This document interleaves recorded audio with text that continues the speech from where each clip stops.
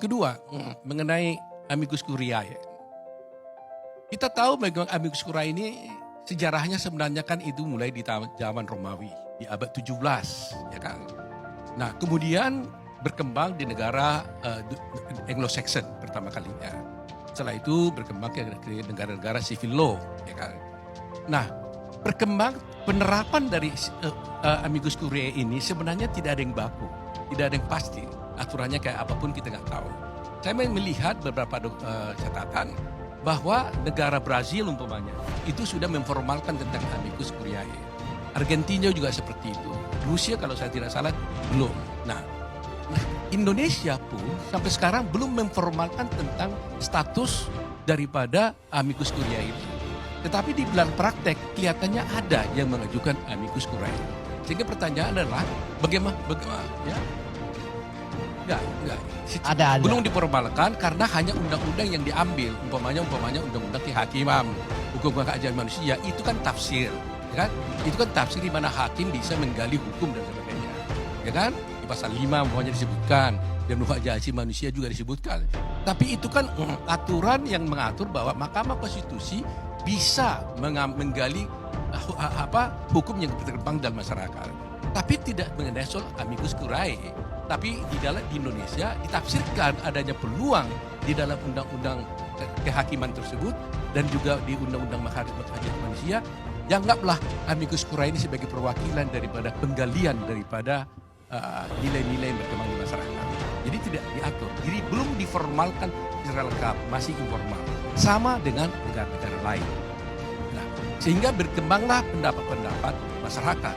Sebenarnya siapa sih yang menjadi amicus curiae ini dan bagaimana kedudukannya di dalam suatu perkara. Nah, ada yang berpendapat bahwa sebenarnya amicus curiae ini dalam sejarahnya diambil itu gara-gara bahwa ada suatu perkara yang bersifat publik, kemudian masyarakat itu merasa dia punya kepentingan untuk menjelaskan kepada hakim, untuk membantu hakim. Tidak membantu para pihak yang berperkara. Ini harus dilihat dulu ini. Tidak membantu pihak yang berperkara ini, tapi membantu hakim untuk memutuskan sesuatu berdasarkan hukum dan keadilan yang menurut mereka itu benar.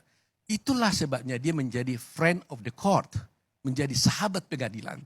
Dia bukan sahabat daripada para pihak yang berperkara, tapi sahabat daripada pengadilan. Jadi karena dia sahabat pengadilan, di mana hakim memutus suatu perkara pastikan dengan adil.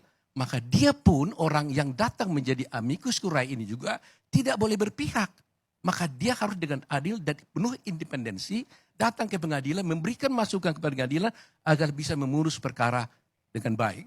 Nah, oleh karena itu saya berpendapat dan juga banyak juga berpendapat dalam literatur yang kita lihat bahwa sebenarnya yang menjadi amicus curiae ini tidak boleh orang yang menjadi pihak di dalam perkara. Jadi kalau dia ada pihak di dalam perkara itu, langsung atau tidak langsung, maka tidak tepat. Tetapi tidak ada larangan dia mengajukan sebagai amicus curiae. Umpamanya kalau ada kelompok-kelompok masyarakat mengajukan ke Mahkamah Konstitusi, itu sah-sah saja. Boleh saja, nggak ada yang bisa melarang itu. Nanti yang memutuskan itu adalah Mahkamah Konstitusi. Saya hanya bicara tentang pendapat saya, teorinya, bahwa semestinya yang menjadi amicus curiae itu bukanlah pihak yang berperkara dan tidak punya kepentingan langsung terhadap salah satu pihak yang berperkara.